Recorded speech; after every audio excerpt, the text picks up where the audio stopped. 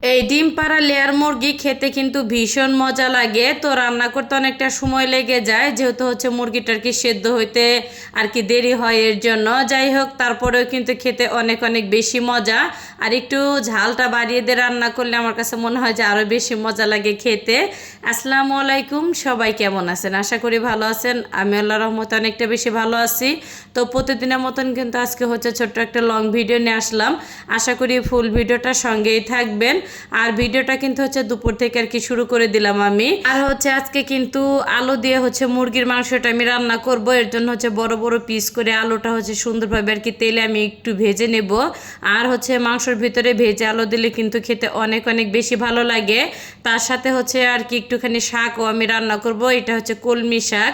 তো শাকগুলি হচ্ছে 2-3 দিন আগে আর কি আনা হয়েছে। আর ফ্রিজে হচ্ছে শাক বেশি দিন রাখলে হচ্ছে শাকটা হচ্ছে একটু হলুদ হলুদ হয়ে যায়, পরে হচ্ছে রান্না করলে কিন্তু তেমন হচ্ছে ভালো লাগে না।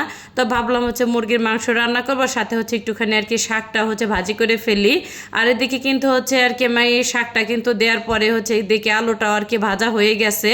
তো লাল লাল করে হচ্ছে আর কি আমি ভাজি করে নিলাম। আর এই তো এই তেলের ভিতরে কিন্তু আমি হচ্ছে কাঁচামরিচ আর পেঁয়াজটা দিয়ে দিলাম।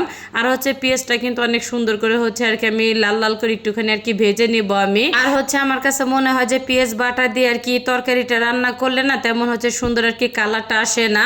তো পেঁয়াজটা কিন্তু সুন্দরভাবে হচ্ছে ভাজা হয়ে গেলে তো আদা রসুনটা কিন্তু আমি অফ ক্যামেরায় দিয়ে দিছি। তারপরে হচ্ছে একটুখানি পানি দিয়ে তারপরে শুকনো মশলাটা আমি দিয়ে দিলাম, এতে করে হচ্ছে মশলাটা কি পুড়ে যাবে না। যাই হোক, এক এক করে কিন্তু আর কি শুকনো মশলাটা দেওয়া হয়ে গেলে তো মশলাটা কিন্তু সুন্দরভাবে হচ্ছে চামচ দিয়ে নেড়ে চেড়ে আর কি দেবো। আর হচ্ছে এখানে কিন্তু জিরা, ধনিয়া, হলুদ আর হচ্ছে মরিচের গুঁড়াটা দিলাম। আর একটুখানি হচ্ছে গরম মশলার গুঁড়াটাও দেওয়া হয়েছে। যাই হোক, তো ঢাকনা দিয়ে ঢেকে কিন্তু বেশ কিছুক্ষণ আর কি মশলাটা আমি কষিয়ে নিছি। এই তো ঢাকনাটা কিন্তু উঠানোর পরে হচ্ছে মশলাটা আবারও সুন্দর করে নেড়ে চেড়ে দিলাম, যাতে করে হচ্ছে নিচে আর কি না লেগে যায়। আর উপরে যখন সুন্দরভাবে তেলটা আর কি ভেসে আসছে তখন হচ্ছে যে ধুয়ে রাখা মুরগির মাংসটা আমি দিয়ে দিলাম। আর আজকে হচ্ছে মুরগির মাংসটা চামড়া সহকারে আর কি কাটা হয়েছে, এতে করে হচ্ছে দেখা যাচ্ছে মুরগির মাংসটা খেতে না অনেক আর কি বেশি মজা লাগে। আর এই মুরগির হচ্ছে মাংসতে এতটা পরিমাণে হচ্ছে তেল ছিল, অনেক অনেক বেশি আর কি তেল ছিল। আর হচ্ছে ডিম পাড়া মুরগিতে এমনিতে কিন্তু অনেকটা আর কি তেল থাকে। আর এই তো এদিকে কিন্তু হচ্ছে কলমি শাকটা আর কি আমার ভাজা হয়ে গেছে। আর হচ্ছে কলমি শাক ভাজতে কিন্তু আমারই সময় লাগে না। আর এই শাক থেকে কিন্তু অনেকটা হচ্ছে কম আর কি পানি ওঠে, দিক দিয়ে আর কি সুবিধা আছে এই শাকটা রান্নাতে। যাই হোক, তো অনেক সময় নেই কিন্তু হচ্ছে মুরগির মাংসটা আমি কষিয়ে নিছি।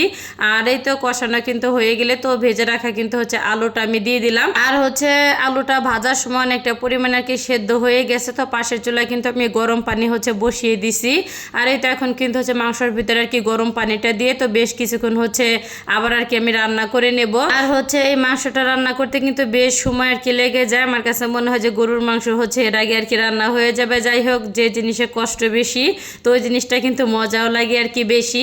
তো রান্নার লাস্টে হচ্ছে একটুখানি আবারও গরম মশলার হচ্ছে একটুখানি জিরার গুঁড়াটা দিয়ে নেড়ে চেড়ে হচ্ছে আর কি নামিয়ে নিব আমি। তো আজকের ভিডিওটা সবার কাছে কেমন লাগলো অবশ্যই কিন্তু সবাই কমেন্ট করে জানাতে একদমই ভুলবেন না। তো ভিডিওটা আমি এইখানেই শেষ করলাম। সবাই ভালো থাকবেন। আসসালামু আলাইকুম।